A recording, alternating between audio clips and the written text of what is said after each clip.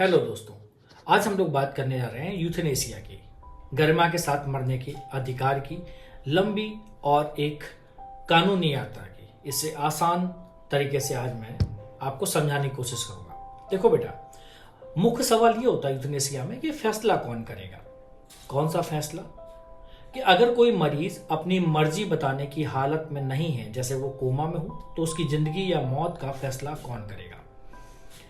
एक आसान सा केस है, अगर मरीज होश में हो तो वह इलाज मना कर सकता है कि भाई भैया मैं इलाज नहीं कराने वाला। लेकिन मुश्किल बात कब आती है, जैसे हरीश राणा या अरुणा सानवा के केस में, जो सालों से वेजिटेटिव स्टेट में थे, जहां दिमाग मर चुका था लेकिन शरीर मशीनों के सहारे चल रहा था। अरुणा सानवा केस 2011 का केस था। अरुणा सानवा की एक नर्स थी जिनके साथ 1973 में एक दरिंदगी हुई थी, जिसके कारण वह 42 साल तक अस्पताल के बिस्तर पर रही। लेकिन 2011 में कोर्ट ने उन्हें मरने की इजाजत नहीं दी। तो गलती कहां हुई थी? कोर्ट ने मरीज की गरिमा से ज्यादा अस्पताल के स्टाफ की भावनाओं को महत्व दिया। उस समय जज चंद्रचूड़ ने बाद में कहा भी था कि यह मरीज की आवाज को दबाने जैसा था। फिर 2018 में एक केस था, नया सवेरा केस। 2018 में सुप्रीम कोर्ट ने एक फिर ऐतिहासिक फैसला सुनाया। वो नया कानून था, गरिमा के साथ मरना अब संविधान के आर्टिकल 21 के तहत एक मौलिक अधिकार है।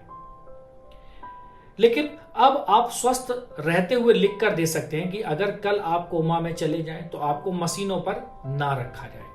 अब हरीश राणा केस 2024 में पहली बार इस अधिकार का इस्तेमाल हरीश राणा पर हुआ है। ये एक स्टूडेंट थे जो चौथी मंजिल से, हॉस्टल की चौथी मंजिल से गिर पड़े थे और उनका दिमाग पूरी तरह डैमेज हो गया। 10 साल तक वह पाइप के जरिए खाना ले रहे थे। दिल्ली हाई कोर्ट ने कहा भी था, चूंकि हरीश बिना वेंटिलेटर के सांस ले रहे हैं इसलिए उन्हें मरने की इजाजत नहीं दी जा सकती थी। तो उन्होंने खाने की पाइपलाइन को इलाज नहीं माना था दिल्ली हाई कोर्ट ने। लेकिन सुप्रीम कोर्ट ने इसमें फैसले में सुधार किया और 11 मार्च 2026 को एक फैसला दिया जिसमें कहा कि पाइप से खाना देना भी एक मेडिकल ट्रीटमेंट है। अगर इस इलाज का कोई फायदा नहीं हो रहा तो इसे हटाना नहीं बल्कि कुदरती मौत की अनुमति देना है। मतलब अगर इस पाइप को हटाओगे तो उसकी हत्या नहीं की जा रही है। क्या की जा रही है? उसे कुदरती मौत की बात की जा रही है। अब वो सक्रिय और निष्क्रिय इच्छा मृत्यु को समझते हैं। इसे एक्टिव और पैसिव यूथेनेसिया कहते हैं। देखिए, एक्टिव मतलब जहर का इंजेक्शन दे दें, ये भारत में गैर कानूनी है। पैसिव मतलब वेंटिलेटर या खाने की पाइप को हटा लेना, ये भारत में कानूनी है। दोनों का मकसद एक ही है, मरीज को तकलीफ से मुक्ति दिलाना। कोर्ट अब यह नहीं पूछ रहा कि क्या मरीज मरना चाहता है, बल्कि अब कोर्ट यह पूछ रहा है क्या इस बेमतलब के इलाज को जारी रखना सही है।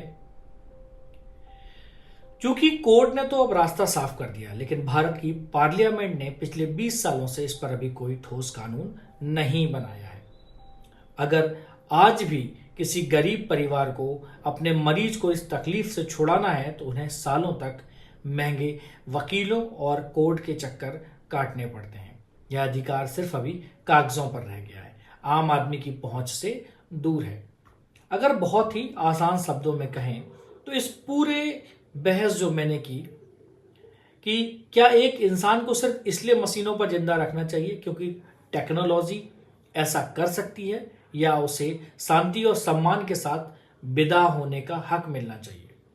फिलहाल सुप्रीम कोर्ट ने हरीश राणा के केस में यह साबित कर दिया है कि सिर्फ सांस लेना जिंदगी नहीं है, गरिमा के साथ जीना या मरना असल जिंदगी है। उम्मीद करता हूं कि आपको यूथेनेसिया पे एक छोटा सा ये एक वीडियो पसंद आएगा। मिलते हैं किसी इसी प्रकार के और वीडियो में।